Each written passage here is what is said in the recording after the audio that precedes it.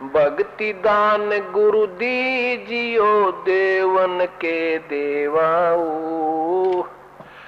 तो था वो उसमें ला दिया कि उसने बिजनेस शुरू कर दिया, उसमें लगा दिया, उसका एक्सीडेंट हो गया, छोरे का लड़का मृत्यु को प्राप्त हो गया और पैसा सारा बर्बाद हो गया।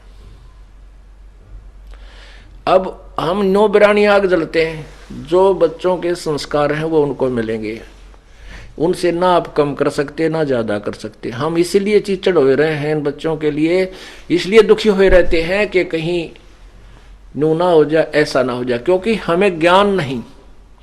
जैसे राजा जनक थे और सीता उनकी पुत्री थी, उनका ब्याह कर दिया। राजा जनक को पता था कि उनको वनवास मिल गया और वो जंगल में भटक रहे हैं, 14 वर्ष भटकेंगे, तो वो कर सकता था मदद अपनी बेटी की। राजा था, बहुत ही अच्छा राजा था, बहुत अच्छा धनवान राजा था। तो वहां जंगल वहां भी थे, अपना बेटी को और दामाद को वहां जंगल में बैठा देता कि ले भाई तुम अपने वन में रहो और खाना पीना यहां से जाएगा, खूब सुविधा दे सकता था। लेकिन नहीं, वो विद्वान था, वो ज्ञान भगवान के विधान से परिचित था कि बच्चे की किस्मत के साथ वो खुद संघर्ष करेगी, हम उसकी कुछ मदद नहीं कर सकते और ना ही ऐसा हमें करने में कोई लाभ होगा। रावण के साथ युद्ध हुआ तब भी जनक ने कोई एक्शन नहीं लिया कि जैसे इनके कर्म है ये आप निपटेंगे, और वैसा ही हुआ। जनक ने मदद ना करी तो भी सीता का जीवन जैसा था वैसा ही प्रफुल्लित हुआ। इस प्रकार जो समझदार व्यक्ति ज्ञान के आधार में चलेंगे तो या बिरानी आग ना जलेंगे। मान लीजिए बच्चे ने कोई व्यापार किया है और आप भी साथ ही लग रहे हो, हानि होगी।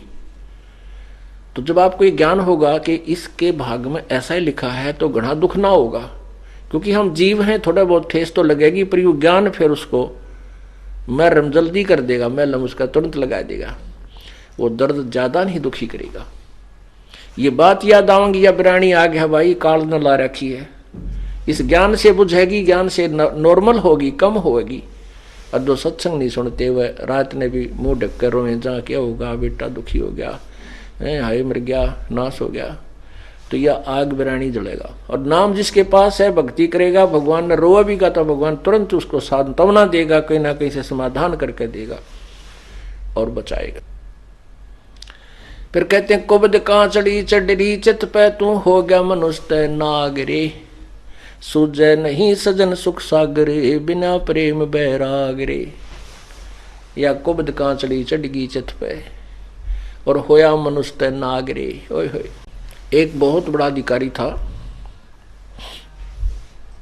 उसका इकलौता पुत्र, उसको बहुत अच्छी तरह शिक्षा देने के लिए उच्च मतलब अच्छे हाई फाई स्कूलों में उसको प्रवेश दिला के पढ़ा रहा था। एक गांव में एक बहन थी, उसका पति मर गया और उसके 15-16 एकड़ जमीन थी, और वो हकीकियों की लड़ाई संघर्ष में मार दिया किसी ऐसे झगड़े पे। तो उसको ये चिंता होगी थी कहीं तेरे बेटे ने भी ना मार दे, इकलौता पुत्र था उसका भी माई का। वो अपने बेटे को लेकर के अपने पीर में रहने लगी, अगर इसको वहां पाल लूंगी, और वो जमीन दे दी ठेके पे और वहां से अपना सामान ले जाओ, गुजारा कर रही थी। लड़का उस समय वो 2-4 वर्ष का था, फिर वो 15, 16, 20 साल 18 वर्ष का हो गया। तो उसके लड़के ने कहा माँ चल अपने घर पर हम अपनी खेती खुद कराएंगे, या मामा के घर में कब तक रहेंगे, अपना घर है वहां चलेंगे। तो उस माई ने आकर के जिनको वो ठेके पर जमीन दे रखी थी, साझे पर दे रखी थी, जैसे भी हिस्से में, उनसे कहा भी हमारी जमीन छोड़ दो। उन्होंने जमीन त्यागने छोड़ने से मना कर दिया कि हम जमीन ना छोड़ दें। उसने फिर पुलिस में रिपोर्ट की। अब 15-16 एकड़ जमीन थी, नहर के साथ बहुत अच्छी उपजाऊ जमीन थी।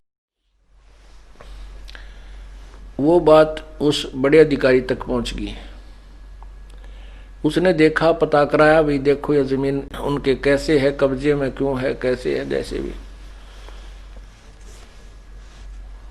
तो उनको पता चला पटवारी से कि ऐसा कोई नहीं है, विशेष कोई कब्जे वाली बात इनकी है नहीं और ये सेट हो सकता है। तो उसने उमाई को टाइम दे दिया कि तू 5-7 दिन के बाद आना, हम इसकी इंक्वायरी करते हैं, तेरी जमीन दिवा देंगे। जब दोबारा वो माई गई तो उसका लालच आ गया बड़े अधिकारी का, 16 किले जमीन तू को ना खरीद ले, सस्ती मिल रहा कती। उन जो जमीन बोया करते थे उन मुजारों को तो उसने धमका दिया। वो तो कहने लगे जी जो तुम कहोगे हम ऐसे कर देंगे, हमने छोड़ देंगे हम इसकी जमीन को। उधर से उस माई को कह दिया कि वो नहीं छूट सकती तेरी जमीन, तेरी जमीन नहीं छूट सकती, उनके कब्जा हो गया है, उनका तो नाम गवाही चल रही है, ऐसे उगाही चल रही है, ऐसे ऐसे बता दिया। वो माई लागी रोन बुरी तरह। अब क्या होगा, ने बोला तने कुछ थोड़े बहुत पैसे चाहिए तो दिला दूंगा मैं। तो वह कई लाखों की जमीन थी, 10-20 हजार में माई पे ले ली, उस माई को दे दी, उसके अंगूठे दस्ते करवा के अपने नाम करो, अपने मतलब पत्नी का जैसे भी अपने कब्जे में उसने कर। अब बुढ़िया रोती हुई चली गई, क्या करे, जब यहाँ का सुप्रीम जब सबसे बड़ा अधिकारी जवाब दे दे तो फिर कहाँ जाए इंसान। अब बुढ़िया अपना लेके 10-20 हजार रुपये 15-16 किला के 20 पहले ऐसा सस्ता समय था, उसने अपना किता और गुजारा कर लिया, बेचारी ने दुख सुख पाई। अब उस अधिकारी जिसने उसकी मदद करनी चाहिए थी, उसका फर्ज कर्तव्य था, उसने उस कव्वे वाला काम किया, काग वाला काम किया। कैसे, जैसे गधे की कमर टूट जाती है, जख्म बन जाता है, गधे की कमर पर जख्म बन जाता है काम करता है, और उस कौवा क्या करता है, उस जख्म के ऊपर, जिंदे के जख्म के ऊपर चोंच मार के मांस खाता है, उसको अधिक दुखी करता। तो उस अधिकारी को चाहिए तो था उस माई की मदद करता, कोई बात ना माई, ऐसे ऐसी स्थिति है और आपका जमीन आपको दिलवाई जाएगी, क्योंकि ये कर्तव्य है उनका। उसके स्थान पर उसने अपने लालच में वह जमीन अपने करवा ली, अच्छा ला दिया बाग नहर के साथ में। सोचा था बुढ़ापे में वहाँ खूब सैर सपट्टे करा करूँगा और तेरे बालक सेठ हो जाएगा तेरा बेटा। अब वो इकलौता लड़का था, खूब पढ़ाया लिखाया, लड़के को भी अच्छी पोस्ट मिल गई, शादी की तैयारी थी, कार दुर्घटना में वो लड़का मर गया। जिसके लिए उसने कुबिद कमाई थी, जिसके लिए उसने पाप कमाए थे, बिरानी आग में जड़ा था, वो लड़का ही ना रहा और वो पाप रह गए उसके ऊपर। आगे देखना क्या होगा उस व्यक्ति के लिए। तो यहां बताते हैं कि कुबिद कांचड़ी चढ़ गई चित पे तो हो गया मनुष्य नाग रे, ओए होए। अब उस नाग जैसा काम कर दिया, डंक मारा उसने, उस माई बर्बाद होगी। अपने स्वार्थ के लिए वह जमीन उसने अपने नाम करा ली। अब वो लड़का ना रहा जिसको सुखी देखना चाहता था, उसने किधर दामाद बरतेंगे, पड़ोसी लेंगे, भाई बंद बांटेंगे, और वो बनेगा गधा लंबी कमर का। तो यहां याद दिलाया जाता सत्संग के अंदर, कुब्द कांचड़ी चढ़ रही चित पे तो हो गया मनुष्य नाग रे। मनुष्य वाला काम छोड़कर नाग वाले काम शुरू कर दिए।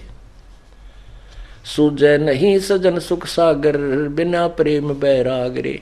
अब परमात्मा में बैराग और प्रेम जब जागेगा, तब जागेगा जब हम उसके संविधान से परिचित होंगे, अच्छे और बुरे का हमने ज्ञान हो जाएगा, फिर हम गलती नहीं कर सकते, हम कोई भी पाप नहीं कर सकते। हाथ कांप जाएंगे हमारे जब हम पाप करने लगेंगे। जैसे बच्चा बालक होता है, छोटा सा बच्चा होता है, तो उसको ये ज्ञान नहीं होता कि जो सामने गड्ढा है इसमें गिर गया तो तू मर जाएगा।